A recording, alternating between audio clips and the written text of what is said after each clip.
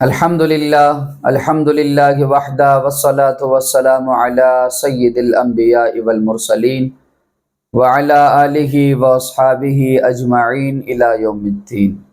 سیرت النبی صلی اللہ علیہ وسلم کے اس 25ویں پارٹ میں آپ تمام حضرات کا استقبال کرتا ہوں۔ اللہ تبارک و تعالی مجھے حق گوئی کی توفیق دے اور ہم تمام اصحاب کو عمل کرنے کی توفیق دے۔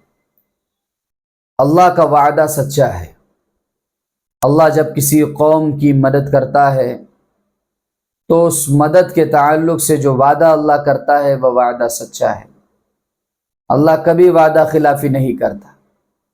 جنگ خندق ایک ایسی جنگ ہے جس میں مسلمانوں کو اذیتیں سہنی پڑی، جس میں مسلمانوں پر آزمائشیں آئی، جسے مسلمانوں کو برداشت کرنا پڑا۔ منافقین مسلسل مسلمانوں کے حوصلوں کو توڑ رہے تھے کہ ہم اپنے گھروں کو چھوڑ کر، بیوی بچوں کو چھوڑ کر خندق کھود رہے ہیں، ہمارے سروں پہ ایک جنگ مسلط کر دی محمد نے۔ طرح طرح کی باتیں منافقین کر رہے تھے، لیکن اس کے باوجود بھی اللہ کے بندوں کا حوصلہ پست نہیں ہوا۔ اس کے باوجود بھی اللہ کے بندوں نے خندق کھودنی نہیں چھوڑی، مسلسل اللہ کے نبی کی اتباع میں اپنی زندگی گزار دی۔ یہی وہ گروہ ہے جو جنتی ہے، اور یہی وہ گروہ ہے جو اللہ کے نبی کا ماننے والا ہے۔ حضرات صحابہ کرام، اس جنگ میں اللہ کی مدد دیکھنے کو ملی، اس جنگ میں محمد عربی کے معجزات دیکھنے کو ملے، ایک نہیں تین معجزے دیکھنے کو ملے۔ اس جنگ میں جہاں پہ کفار کی تعداد 10,000 تھی اور پورے مدینے کی تعداد 10,000 نہیں ہے، پورے مدینے کے بچوں کو جمع کر لیا جائے، بوڑھوں کو جمع کر لیا جائے، نوجوانوں کو جمع کر لیا جائے، پھر بھی مدینے کی آبادی 10,000 کو نہیں پہنچتی۔ مدینے کے اندر مسلمانوں کے دشمن، مدینے کے باہر مسلمانوں کے دشمن، مسلمان تو چکی کے دو پاٹوں کے درمیان آٹے کی طرح پس کر رہ گیا۔ لیکن چونکہ ان کے حوصلے بلند تھے، جوامردی، شجاعت مندی، غیرت مندی اور اللہ پہ یقین پختہ، ان تنصر اللہ ینصرکم ویثبت اقدامکم، کہ تم میری دین کی مدد کرو میں تمہاری مدد کروں گا، کفار کے مقابلے میں تمہارے قدموں کو جما دوں گا۔ سنلقی فی قلوب الذین کفروا الرعب بما، یہ جو آیت قرآن مجید کی جنگ بدر میں اتری ہے، احد میں اتری ہے، یہ مسلمانوں کے دلوں پہ چھپ گئی ہے۔ مسلمان اب اس پہ ایمان لا چکا ہے۔ بنو نذیر جو یہودیوں کا قبیلہ تھا، ان کو جنگ احد کے بعد اللہ کے نبی نے مدینے سے نکال دیا، ان کی شرارتوں کی وجہ سے، ان کی بدتمیزیوں کی وجہ سے اور ان کے شر کی وجہ سے اللہ کے نبی نے انہیں مدینہ سے نکال دیا۔ یہ لوگ فتنہ پھیلانے والے تھے، یہ لوگ اللہ کے نبی کو قتل کرنے کی سازشیں مدینے میں بیٹھ کر بنا رہے تھے، تو اللہ کے نبی نے انہیں مدینہ سے نکال دیا۔ اب جو ہی اللہ کے نبی نے ان کو مدینہ سے نکالا ہے، انہوں نے فتنہ پھیلانا شروع کر دیا۔ مکہ جا کر ابو سفیان سے، مشرکین سے جو تپ رہے تھے، جو بھڑک رہے تھے، انہیں جو ہے بہکایا، پھسلایا، ورغلایا اور کہا کہ مسلمانوں سے تمہاری جو جنگ چل رہی ہے، کبھی نہ سمجھنا کہ تم اکیلے ہو، ہم بھی تمہارے ساتھ۔ ایک ایسا فیصلہ کرتے ہیں کہ مسلمانوں کو صفحہ ہستی سے مٹا دیتے ہیں۔ اس پلانٹ ارتھ پہ مسلمانوں کا نام باقی نہیں رہے گا۔ اب انہوں نے جو ہے وہ گٹھ بندھن کر لیا، بنو اسد، بنو نذیر، بنو قریظہ، مدینے کے بدو لوگوں نے، اطراف میں رہنے والے مشرکین نے۔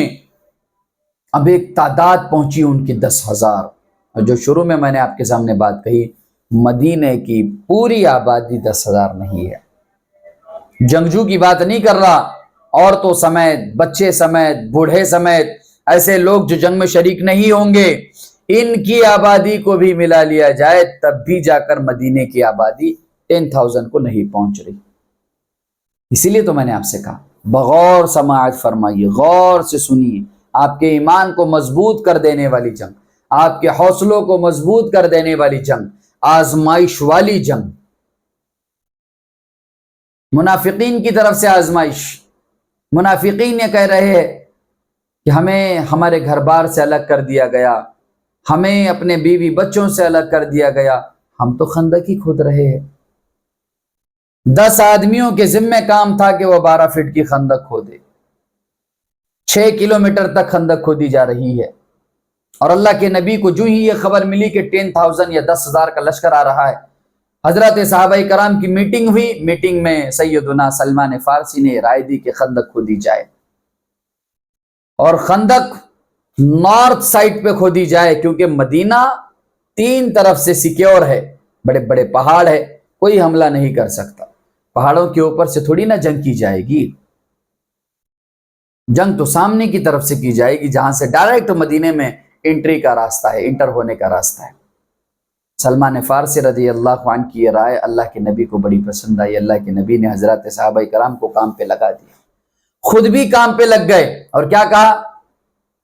اللہم لا عیش الا عیش الاخرہ.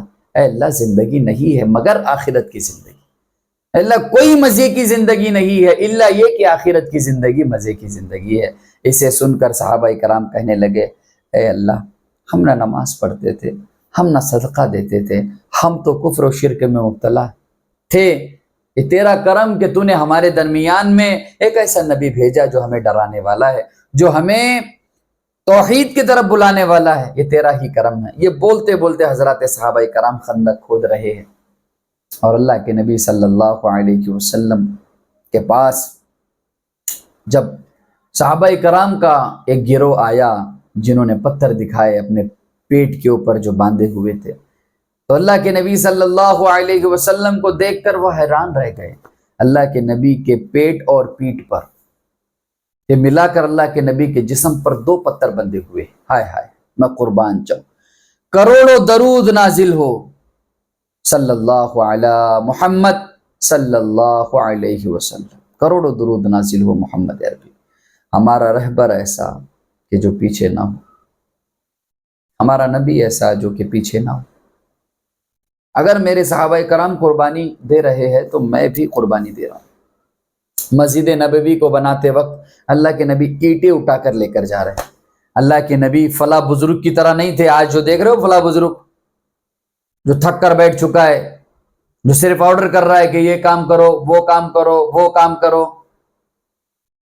جو کاجو بادام کھاتا ہے اور اپنے کتب خانے میں بیٹھ جاتا ہے، فلانا بزرگ کی طرح نہیں تھے.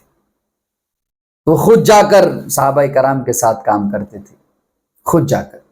اسی لیے تو آپ دیکھیے مسجد نبوی کی تعمیر کے موقع پر، جو کہ ہم نے بیان کیا ہے سیرت النبی کے اندر، مسجد نبوی کی تعمیر کے موقع پر جب اللہ کے نبی کام کر رہے تھے تو حضرات صحابہ کرام کیا کہتے ہیں؟ نبی کام کرتے رہ جائے اور ہم یوں ہی بیٹھے رہیں، یہ ہمارا بیٹھے رہنا ہمیں دوزخ کے قریب کر رہا ہے. لہٰذا اٹھیے اور کام کیجئے وہ جو آپ کے نبی کر رہے.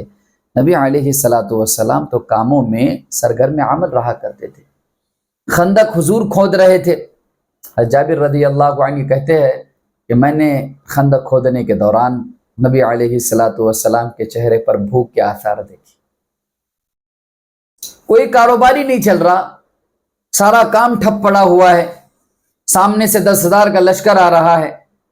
اب حفاظتی اقدامات و انتظامات میں مسلمان مگن ہو گئے، کوئی کام نہیں چل رہا. نہ باغات کی طرف کوئی نظر ہے، نہ تجارت کی کوئی فکر ہے. فقط فکر اس بات کی ہے کہ یہ اللہ کا دین محفوظ ہو جائے. فقط فکر مصطفیٰ کے دین کی ہے، محمد عربی کے دین کی ہے.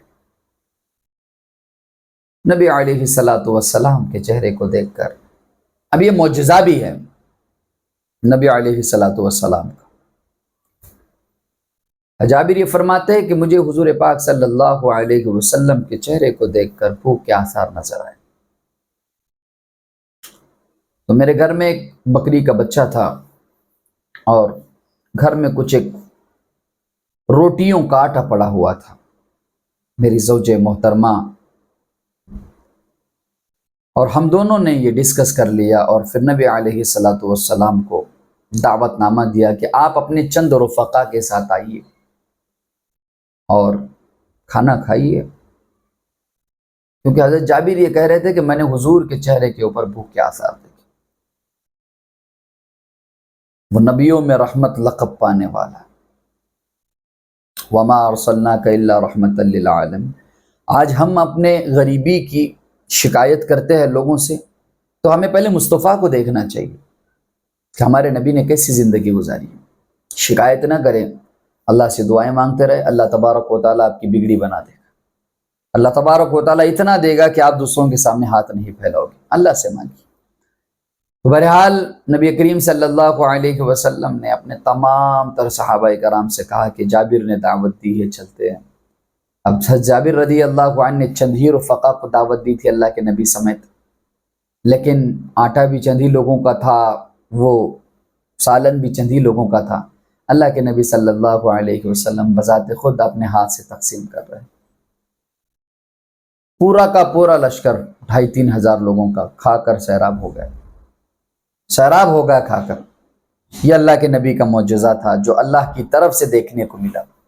جابر بھی خود یہ کہتے چند ہی لوگوں کا تھا، لیکن یہ برکت تھی اللہ کے نبی صلی اللہ علیہ وسلم کی موجودگی کی، اور خود اللہ کی طرف سے انعام تھا کہ پورا کا پورا لشکر کھا کر سیراب ہو گئے، اور آٹا بھی ویسے ہی بچا رہا، گوشت کی ہانڈی بھی ویسی ہی تھی۔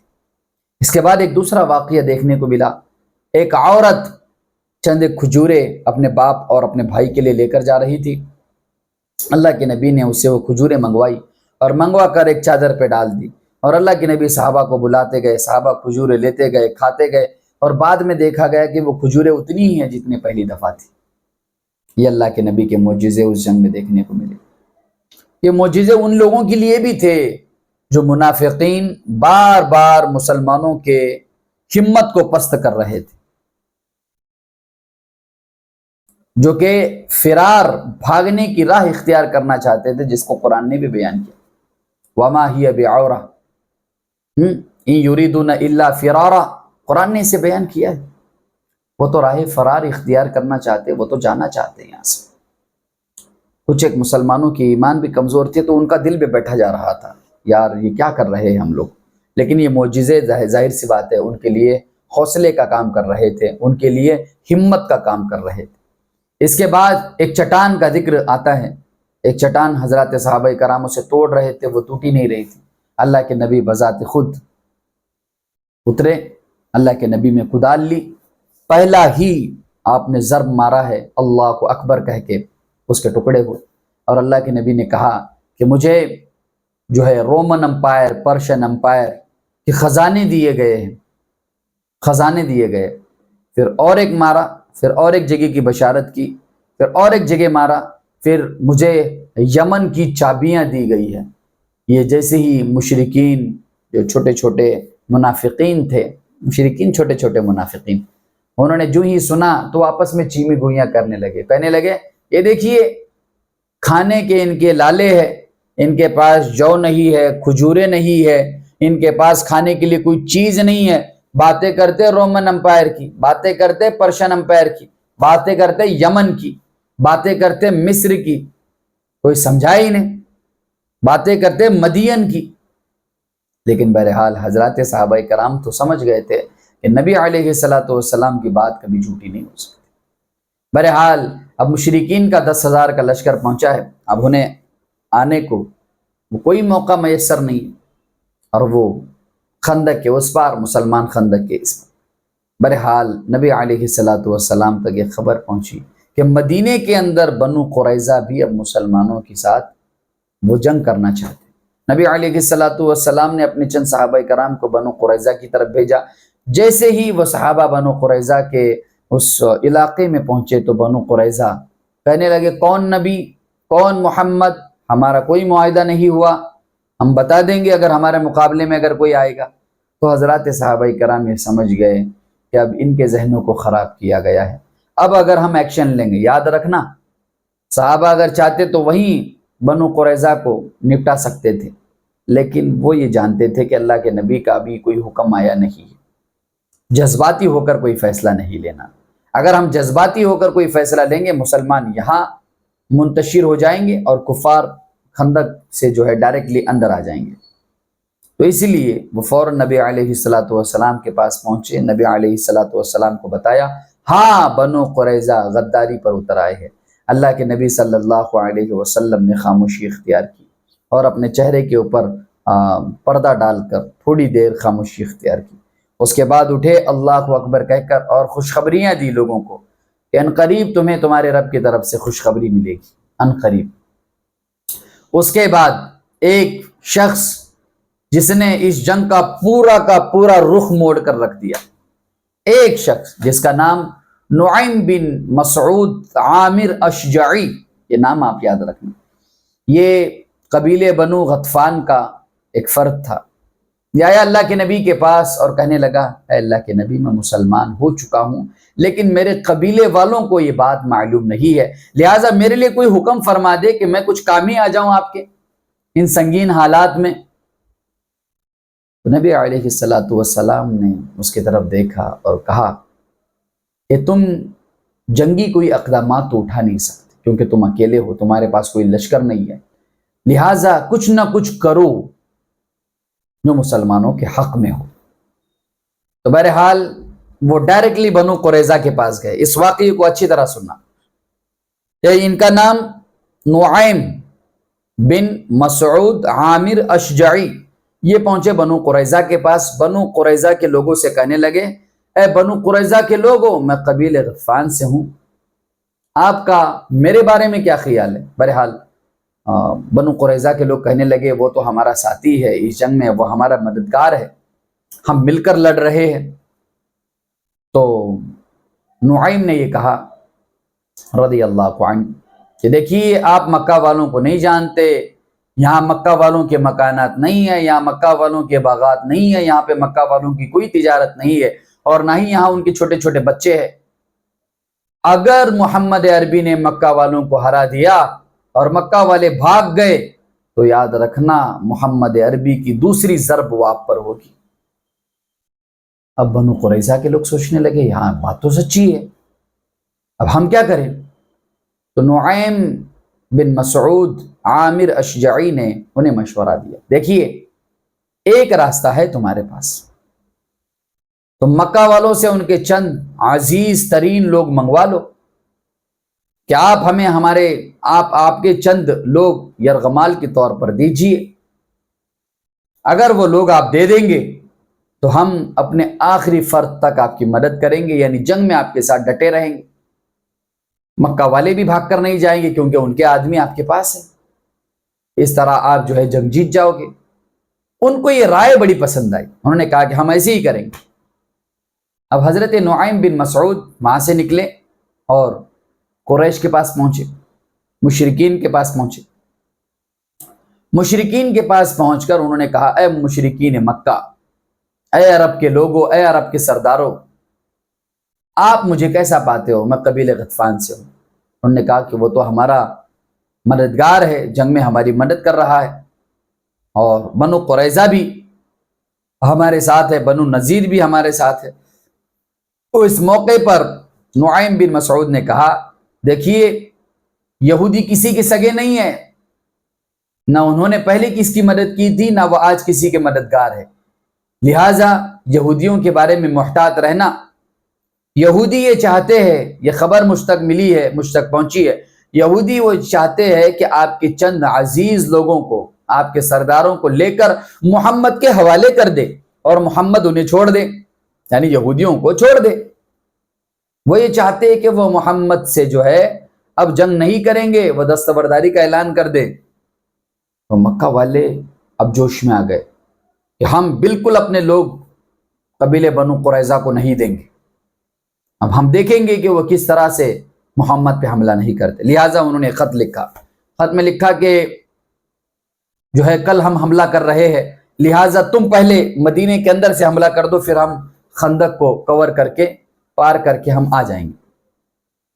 تو یہودیوں کی طرف سے ایک لیٹر آیا، اس میں لکھا ہوا تھا کل بروز شنیچر ہے اور ہم شنیچر کے دن حملہ نہیں کرتے، ہمیں منع کیا گیا ہے، اور ایک بات یہ تھی کہ آپ اپنے چند لوگ ہمارے پاس بھیج دیجئے تاکہ ہمیں یہ پختہ یقین ہو جائے کہ آپ ہماری مدد کرنے والے ہو آخری سانس تک۔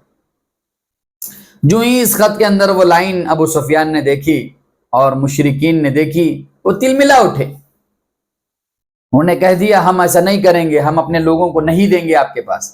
اب بنو قریظہ بھی پیچھے ہو گئے، بنو قریظہ نے بھی کہا کہ ہم اب لڑیں گے نہیں۔ دیکھیے ایک شخص نے پوری جنگ کا رخ بدل کر رکھ دیا۔ مشرکین اور مشرکین کے دوست و احباب ایک مہینے تک اسی خندق کے پاس رہے، ایک مہینے تک۔ بہرحال اس میں سے مشرکین میں سے چند ایک لوگوں نے خندق پار کر کے آنے کی کوشش کی اور آ بھی گئے، جن میں اکرمہ بن ابی جہل بھی تھا اور ایک سردار بھی تھا مکہ کا۔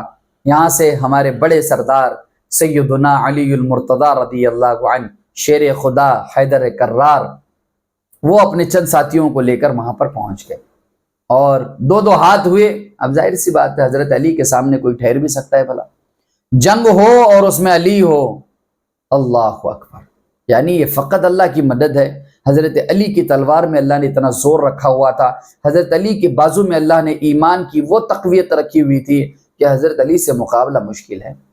اس لیے آپ دیکھیے حضرت علی کو جو شہید کیا گیا ہے وہ دھوکے سے شہید کیا گیا ہے۔ کسی جنگ میں انہیں ہرا پانا، ان کا مقابلہ کرنا مشکل ہے۔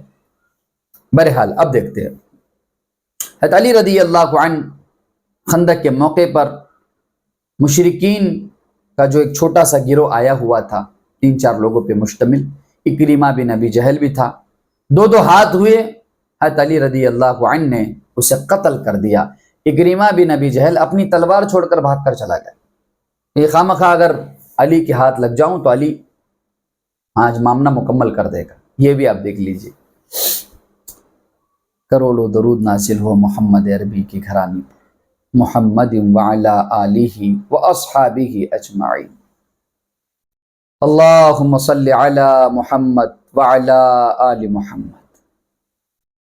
تو حضرت علی رضی اللہ عنہ نے یہ معاملہ پورا کر دیا۔ اس کے بعد کسی نے ہمت نہیں جٹائی کہ وہ خندق کو پار کر کے مدینے کی لشکر میں آ جائے۔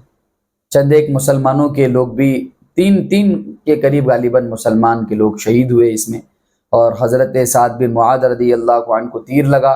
حضرت سعد بن معاذ رضی اللہ عنہ نے یہ نیت کی، اے اللہ میں اس وقت تک نہ مروں جب تک میں بنو قریظہ کا برا حال نہ دیکھوں، کیونکہ یہ اندر سے مسلمانوں کو نقصان پہنچانے کی کوشش کر رہے تھے۔ بنو قریظہ کے پیچھے ہٹنے سے پہلے اللہ کے نبی صلی اللہ علیہ وسلم نے حضرت عبادہ سے، حضرت سعد بن معاذ سے یہ بات کہی، مشورہ بھی کیا کہ ہم اپنے کھیتوں کا، اپنے باغوں کا 1/3 جو ہے انہیں دے دیتے ہیں تاکہ یہ ہم سے صلح کر لیں اور جنگ نہ کرے۔ حضرت سعد بن معاذ رضی اللہ عنہ نے، حضرت عبادہ نے یہ پوچھا اللہ کے نبی سے، کیا یہ اللہ کا حکم ہے؟ تو اللہ کے نبی نے کہا نہیں، یہ اللہ کا حکم نہیں ہے۔ تو حضرت سعد بن معاذ نے کہا کہ یہ لوگ ہمارے سگے نہیں ہیں، ہم انہیں اناج نہیں دیں گے، ہم اپنی تلواریں دیں گے اور تلواروں سے بات چیت ہوگی۔ صحابہ کرام کی اس بہادری کو دیکھتے ہوئے اللہ کے نبی نے کہا انشاءاللہ یہی ہوگا، ہم اپنے اناج میں سے کچھ نہیں دیں گے۔ اب دیکھیے نعیم بن مسعود عامر اشجعی کے آنے کے بعد جنگ کا پورا پاسا ہی پلٹ گیا، پورا کا پورا پاسا پلٹ گیا۔ اس کے بعد اللہ کے نبی صلی اللہ علیہ وسلم نے حذیفہ ابن الیمان کو حکم دیا کہ جاؤ ذرا دیکھ کر آنا کہ کفار مشرکین کیا کر رہے ہیں اور ان کی کیا اسٹریٹجی۔ حذیفہ ابن الیمان دیکھنے کے لیے گئے، کفار کیا اسٹریٹجی بنا رہے ہیں۔ دیکھتے کیا طوفان، تیز ترار ہوائیں چل رہی ہے، ان کی ہانڈیاں پلٹ گئی، ان کے مویشی مر رہے ہیں، وہ بھاگ رہے ہیں تیزی کے ساتھ۔ آئندہ صبح اللہ کے نبی صلی اللہ علیہ وسلم کو یہ خبر تو موصول ہو چکی تھی، آئندہ صبح اللہ کے نبی صلی اللہ علیہ وسلم نے یہ بات بھی لوگوں میں بتا دی کہ لوگوں اب ہم پر کوئی حملہ نہیں کرے گا، کوئی ہمت نہیں جٹائے گا ہم سے لڑنے کی۔ الحمدللہ اللہ رب العزت نے اس لشکر کو بلند و بالا کر۔ اس کے بعد تو خیبر ہوئی ہے، صلح حدیبیہ ہوئی ہے، فتح مکہ ہوئی، اب کوئی مشرکین کا لشکر جو ہے مسلمانوں کے سامنے آیا نہیں اور ٹکا نہیں ہے۔ اللہ رب العزت اپنے بندوں کو آزمائش دینے کے بعد کامیاب بھی کرتا ہے۔ نصر من اللہ و فتح قریب، حسبنا اللہ و نعم الوکیل، نعم المولا و نعم النصیر۔ اللہ کی ذات ہے کامیاب کرنے والی، ان تنصر اللہ ینصرکم و یثبت اقدامکم۔ جن لوگوں نے یہ مان لیا کہ ان کی مدد اللہ کی طرف سے ہونی ہے، پھر انہیں جنگ میں کوئی اکھاڑ نہیں سکتا۔ ٹل نہ سکتے تھے گر میدان جنگ میں اڑ جاتے، یہی وہ صحابہ تھے، پاؤں شیروں کے بھی میدان جنگ سے اکھڑ جاتے تھے۔ اگرچہ ان میں جنگجو تھے، اگرچہ ان میں بہادر تھے، لیکن آپ دیکھیے کوئی ٹکا نہیں ہے مسلمانوں کے آگے، کوئی بھی مسلمانوں کی ضربے برداشت نہیں کر پائے اور وہ میدان چھوڑ کر بھاگ گئے۔ مسلمان فاتح ہوئے، مسلمان کامیاب ہوئے، اور کفار کا بہت بڑا نقصان ہے، بہت بڑا۔ آج بھی جو کفر کرے گا وہ نقصان میں ہوگا، آج بھی جو مومنین ہوں گے بہرحال ابتدا میں ان کو آزمائشوں سے جوجھنا پڑے گا، لیکن ہمیشہ ہمیش کی کامیابی۔ اولئک اصحاب الجنہ ہم فیہا خالدون۔ اس ویڈیو کو بغور دیکھیے، بغور سماعت فرمائیے، ایمان کو مضبوط کیجیے، پڑھیے سیرت النبی، ہمارے نبی کی زندگی لاجواب۔ اللہم صلی علی محمد وعلی آل محمد کما صلیت علی ابراہیم وعلی آل ابراہیم انک حمید مجید۔ وآخر دعوانا ان الحمد للہ رب العالمین۔